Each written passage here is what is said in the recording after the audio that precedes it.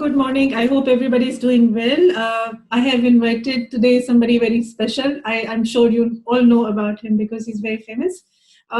We have Samir Geepee with me today, a great friend of mine, somebody I've known for quite some time, somebody who's inspired me for many things and has been doing very well with lots of business owners in Dubai.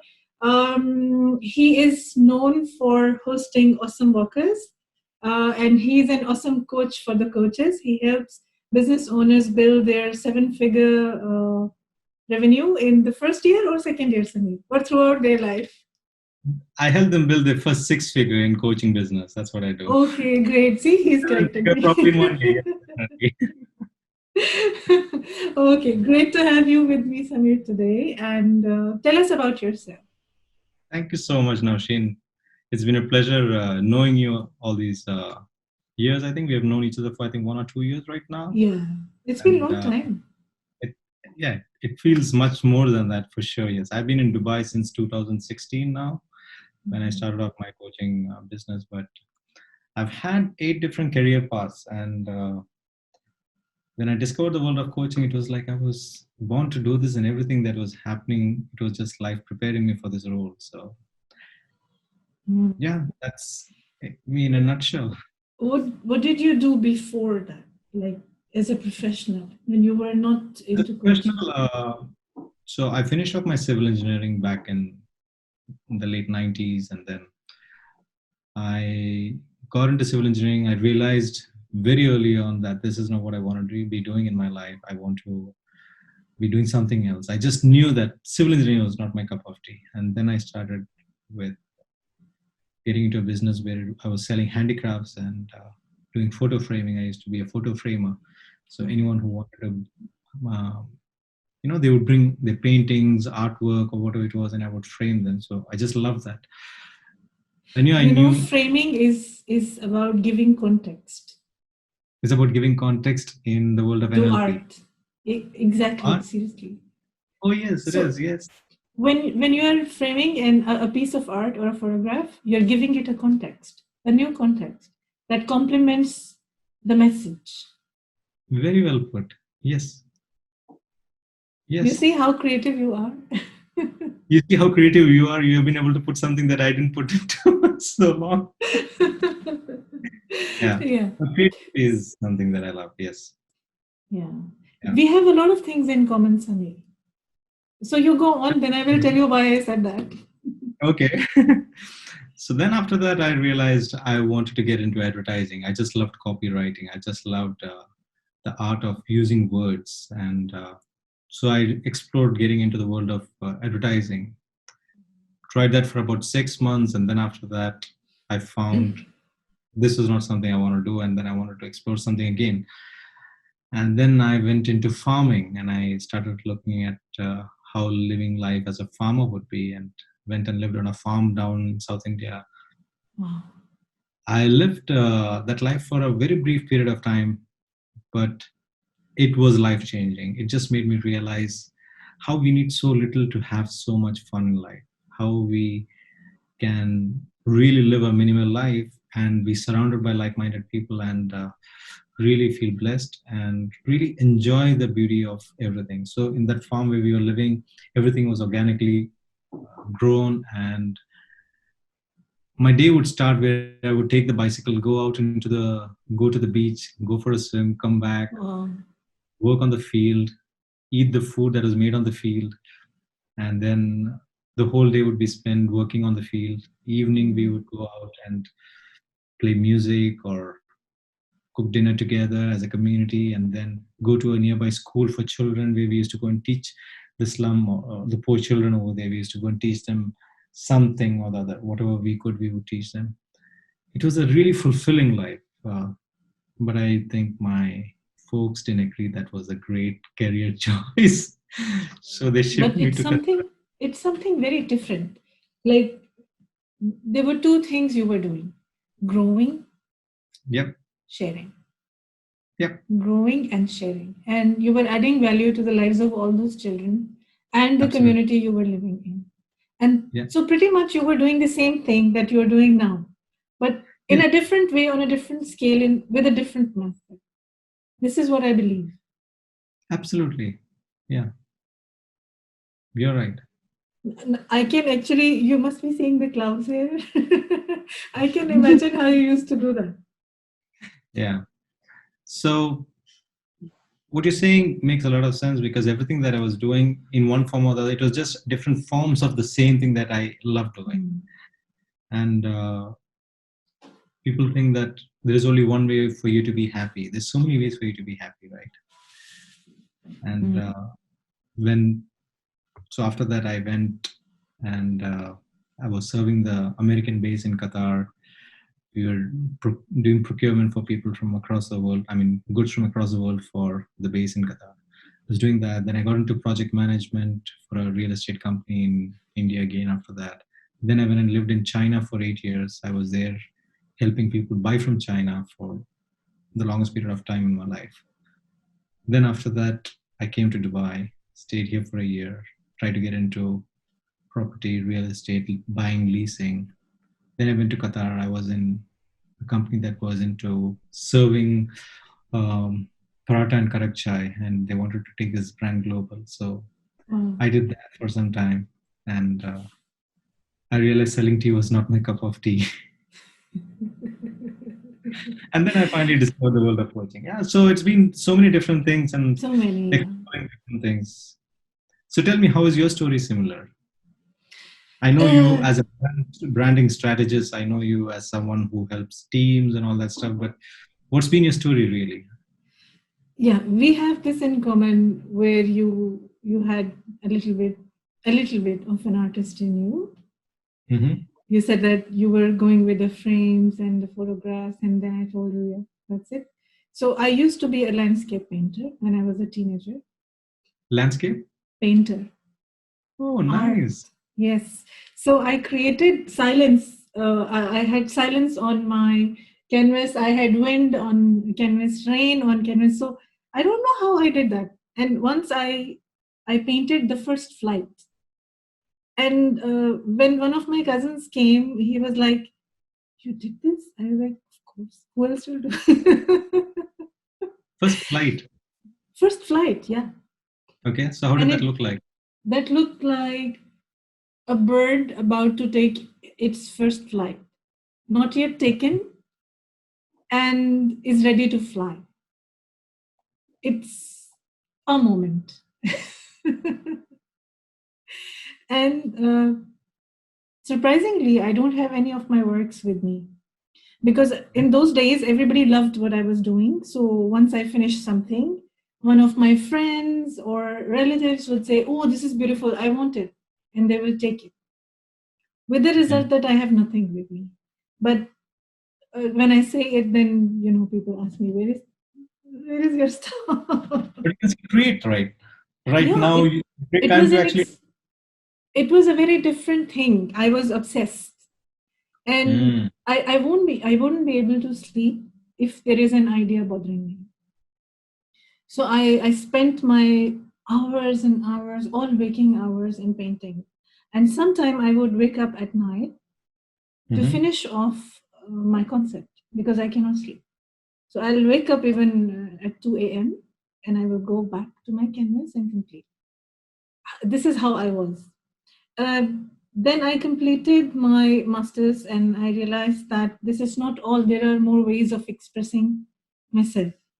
And I went into writing and I got published in many different magazines for my work. Like you, I experimented with lots of areas, but Okay. not as many as you did. But the thing is that when I was exploring all my talents and was letting myself do so many things and wear so many hats comfortably, I was understanding that I'm not here just to live and be. I'm here to make a difference. I'm here to help. I'm here to give out my message to the world. I'm here to help other people understand life better and When did you experience it realize this first? differently. When did you realize this first, and what made you realize this first? Uh, it was when my work started getting accepted by different magazines, And I was sharing through my poems and my reviews, because I was a review writer and a poet. I was sharing different experiences and showing people why it is important for us to say what we believe in openly and not keep it cocooned inside our hearts and let it Yeah, grow I get into that. I regrets. get that. But my question is, uh, what made you realize this? What incident or who or what triggered you to realize that your life is more than you? I had to let the message out. And I saw the impact on people. I saw the responses from all those readers that were coming to my mailbox. And it made me understand that yes, I can make a difference. I can help people. Yes, I'm helping people understand life. And Do, there is an impact to what I do. yeah. Do you remember the one that one email or that one letter or that one thing that actually shifted for you everything? Some Yes, there was an American girl. Her name was Sarah. She wrote an email to me telling me that she never saw, uh, she has seen so many clowns. This was one of the poems that became famous. She's seen many of the clowns, but she never thought of a clown in a way uh, that he might have a different life than the mask he's wearing, because my poem was about wearing masks, that people who are wearing this mask of having wonderful life and happiness might not actually be so completely happy. There might be something different that we don't know of. There might be two sides to the coin that the person is holding. So she wrote to me that this was a new perspective I gave to her, and I was like, okay, thank you. yeah. And I felt that yes, we can help change people's perception of themselves and the people around them. We Hmm. can help them mature and have better understanding of life. And from Interesting. there on, that my passion for art, for design, went into uh, branding. It evolved Why as I branding? grew older. The branding for entrepreneurs, for business owners. Yeah, why? You must have seen my title on WhatsApp is Dreamcatcher these days. Yeah, yeah. So people bring their dreams to me, Okay. and I help them materialize them through shapes and colors and designs. And I help them Lovely. understand that they can actually voice their inner feelings through their dreams when they are transforming into reality. So I've been into this since 2012, Hmm. and there are many different brands we work with. So what happens is every time one of my older clients has a new idea, they'll ring me up and we will have coffee and we'll talk about it. And then they will say, okay, I was thinking of this, and the only person I realized could help me was you. I was like, oh, thank you. This is so flattering. Hmm. But yes, I strongly believe that we all have dreams Yeah, and we can work towards transformation in the sense that we can materialize them. yeah. All we need is sometimes a helping hand. True. And what you just now said was very interesting. You spoke about when somebody appreciated you, you felt flattered. And a lot of people actually have noticed, and me including, what happens is what we take as flattery, what we take as something that is so obvious and somebody else points it out to us, we tend to wonder, but isn't that so obvious? The thing is, it is such a great strength for us. What you Yeah, do is such a big strength for you that you don't even realize for a long period of time that it is your strength. And you think it's common sense, but it is not, right? And because it's coming naturally to us, isn't it? It comes out of our inner system. And this is one reason we are not conscious of it.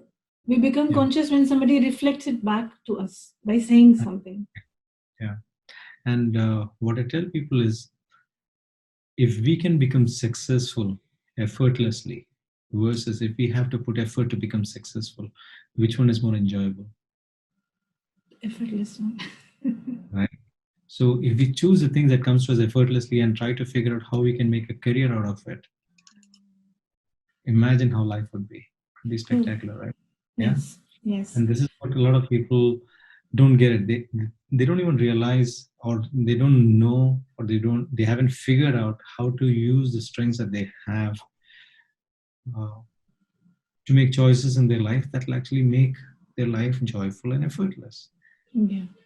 And the A moment they good figure way, it out, a yeah, good way of finding one's strengths, because this is a common question that's been often asked me yeah, during different sessions. The people will say, from the audience, anybody will say, yes, I've been a professional for these many years, doing so many things like XY, but I still don't know how to find my strengths.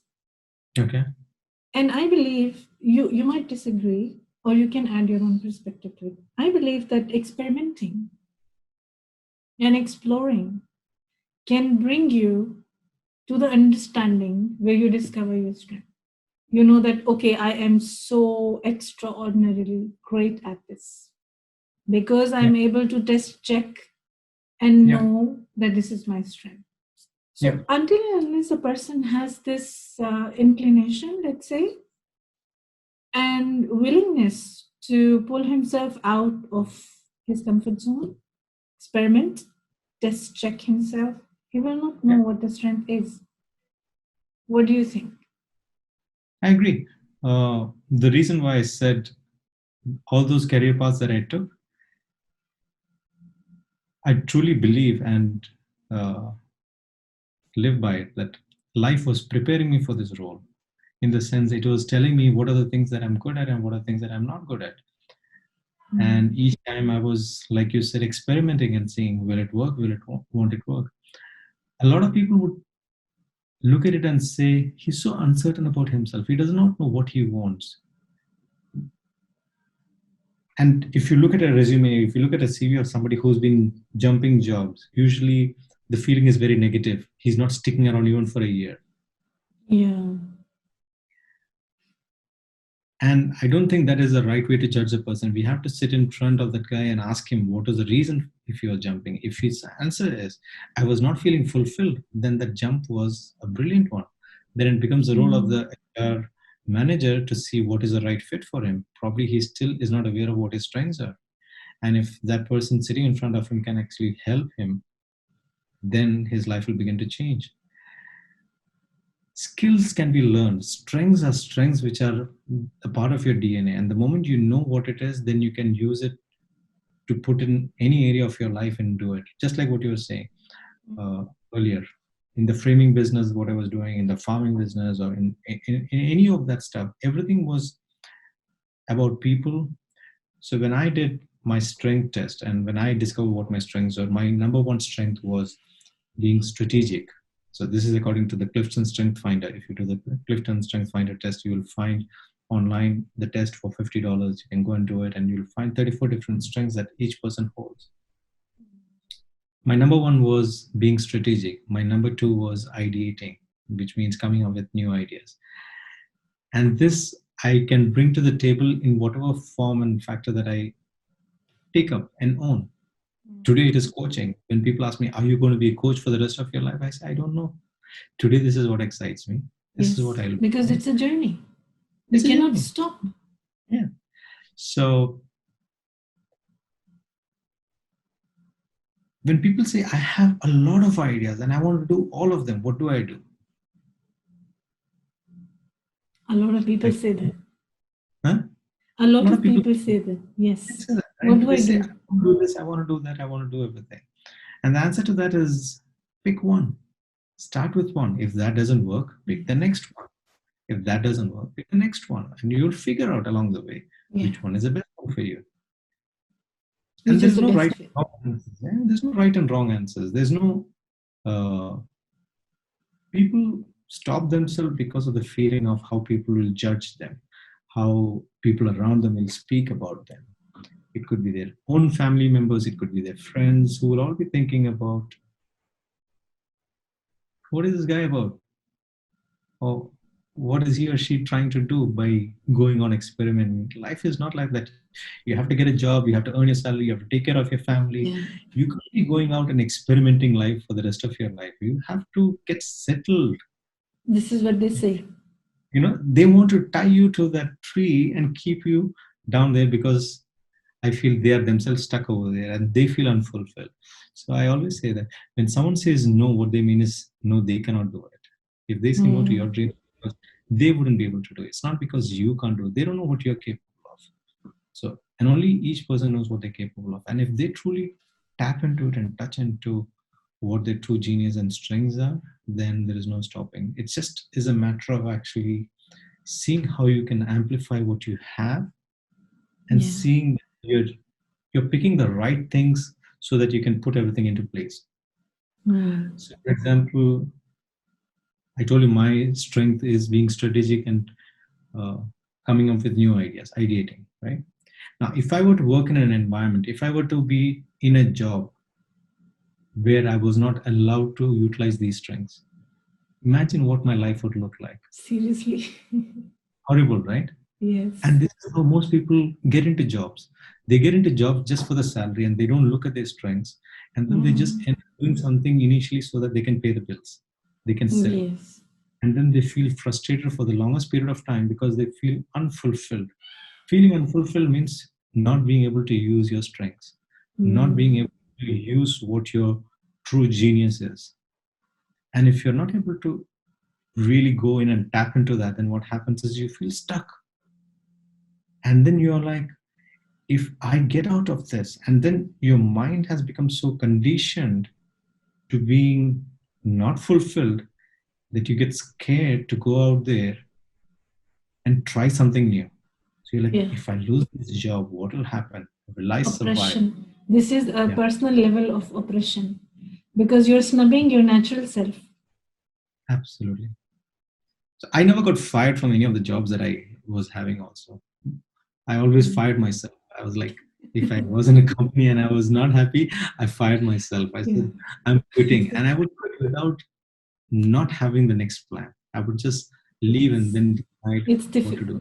It's difficult to do things that are not meant for you, that you are not meant for. Yeah. Like I remember I left my last job in 2011. Okay. What made you And leave? then sorry? What made you leave? What made you leave the job in uh, 2000? I was you want to know what I was doing? What were you doing? Yeah. I was a teacher. Okay.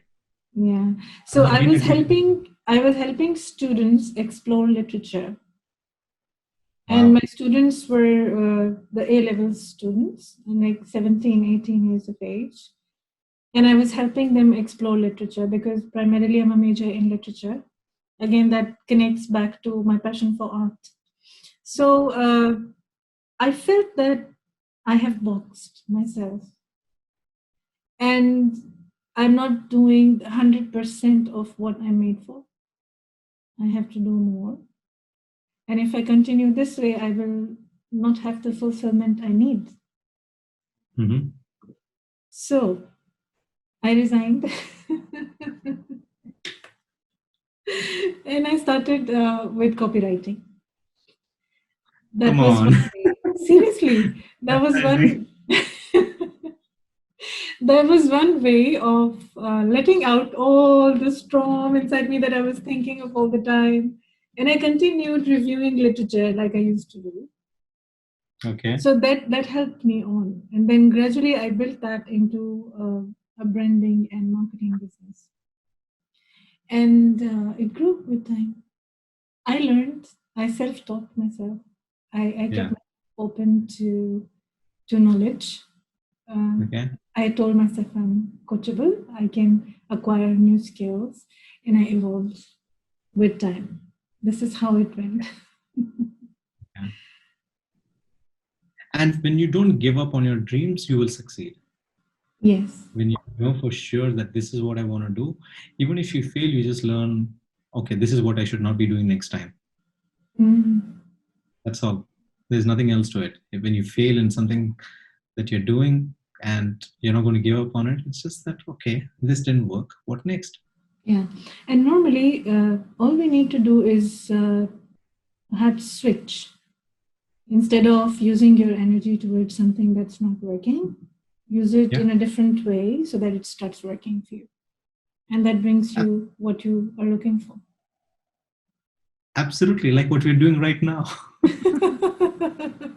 In this So time true. we are stuck at homes, we are not feeling stuck where most people are feeling stuck. We are looking at it as an opportunity. We are looking at how can we take advantage of the scenario. Yeah. Yesterday, I received a call from one of the universities, and they were asking me to help them on with their business studies modules. And I was like, I lecture in universities off and on. And I was like, okay, I will try, but I cannot promise anything because I really don't have the time. And they were like, excuse us, you don't have time? At this time, everybody's free. And I was like, but I am not free. I have so much to do. I have so Yeah, many goals that I've set for myself that I have to achieve before yeah. everything comes back to normal. This So I is was the new like, norm. oh yeah, this is the new norm. Yeah, so here I go. Like when everybody expects that we don't have anything to do and we're very free, we are actually not free. There is a lot to cover. So if I were to ask you, let's say I'm someone, or there's someone out there who's listening to this right now, Okay. and who is got a lot of time on their hands, Hmm. what would you recommend to them? Okay, what is the one thing that you could never do in all these years and you want to do it? So bad it's hitting you, so bad it needs to go up. It needs to be Okay. outside. It needs to become an external reality for you. I'll Yeah, recommend we do that now. but what if that was traveling? Sorry, it was travel. You cannot travel. I wanted to take a But long you can. vacation. I want to travel. I'm sure there are a lot of people out there who wanted to do that and nothing else, you know? Yeah. But people who want to travel a lot, like it's their passion, they become the travel ambassadors. No, these days it's very easy for us to become travel ambassadors. Yeah. But yeah, I'm just thinking one more thing right now. What you have, what I have, and what any of the people who are actually watching this actually do have is that they want to grow. If they don't want to grow, they wouldn't be watching this. They would be watching Netflix, for instance, Yeah, right? true. They would be watching something else. They wouldn't be watching an interview between two people sitting here and chatting Talking their crazy. time away. They're really people who actually want to grow in some form or the other. Hmm.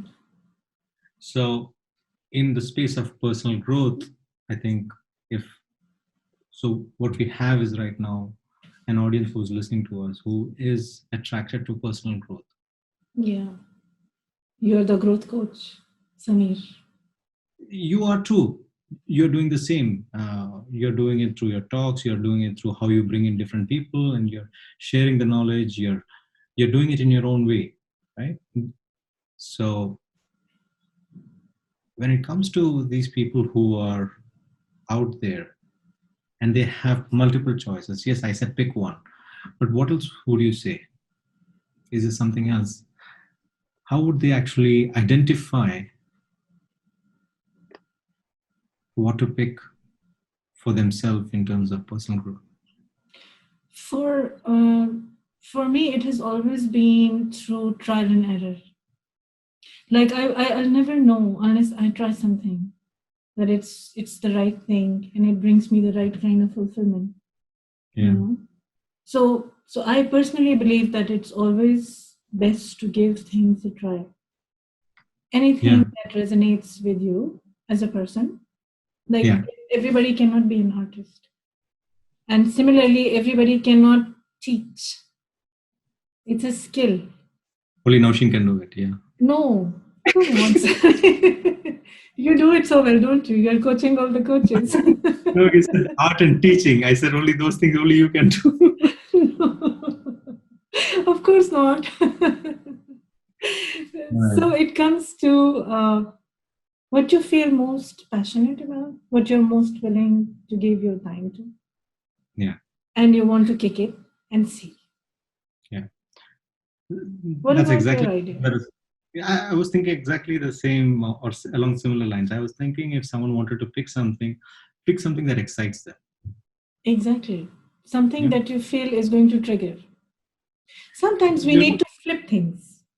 Flip. Yeah. Okay, you're going this way. Now suddenly you need to flip and see the impact. I do this to myself very often. I need to flip things and Hmm. bring some excitement, some to get an unexpected results that I'm more productive, perhaps, or I'm So what able is to get a new idea. wonderful? What is the last thing that you flipped? I will not tell you. I will not tell you. Is there something that you actually try to do, something that you felt I have to change? I change environment primarily because Mm. it's the energy around me from the things that are around me that impacts. But that's personal. Like it applies to me. So on a day when I'm not feeling wonderfully productive, I will not go to office. I will go to a natural environment, perhaps. For instance, a morning walk in the park with lots of trees around me. It will Mhm. help me. I'll get the healing effect. And I will know, okay, this is not my routine. I know every day I'm in office. So, but today is a different day. So I'm doing something else. This is one Yes. small example. I'm not giving the outrageous ones. This is a call recorded. Okay, I'm not going to dive there. So, uh, what do you see life is going to be after this whole period is over? Not just for you, but for All of us. society. How and when do you predict life will be back to the old norm? Do you think it will go back to the old norm, or we will be living in a new norm? I think it will be a new normal. Okay. I met someone a few months back, a very nice person. He's also coach's coach. And we were sitting for tea, and I asked him why everyone complains about disruption all the time. Because there's so many people who are unnerved because of disruption. And he told me that this era, these are the times that work as sieve. So when it shakes, only the most skilled and the most passionate who've discovered what they really want to do and who they really are the ones going to survive. Everybody else will trickle down. Yeah. So, Interesting. So is Dubai the seed that whoever is remaining in Dubai are the ones who are really passionate about, and the rest will go back to their own countries? no, it applies to everybody. It's not about going back to one's country. It's about being there, being known for who you are, for Yeah. achieving, for living a meaningful, greater life. Yeah. It's not specific to a place or to a profession. If you look at Yeah. the metaphor, it's Yeah. specific to a person and what the person believes in and how he wants to live according to those beliefs. So, so all those people who've been thinking that, okay, I'm X and I'm doing my job every day, enjoying my salary every day is going to be the person most worried at the moment. Hmm. People who've been working on their skills and upgrading them and learning and acquiring new systems and experimenting and discovering their answers on their own are the ones least worried because they know they're going to find new answers to new questions. Yes. And they're so busy working on themselves. There's no time to be worried. I'm so Their glad mind. you made time for me today. No, this is something productive. Of course, Yeah, this is something productive. I mean, it's not just me making time for you. You're making time for me as well, right? yeah, Choosing, and it's we choosing to spend quality time rather than exactly. meaningless time, right? True. So I'm just reminded of this movie Up in the Air. Have you seen that movie? George Mm, Clooney. no, no. So this is a George Clooney movie. It came out in 2008 during the recession, and George Clooney is this character who goes into organizations, and his job is he's an outsourced company that fires people.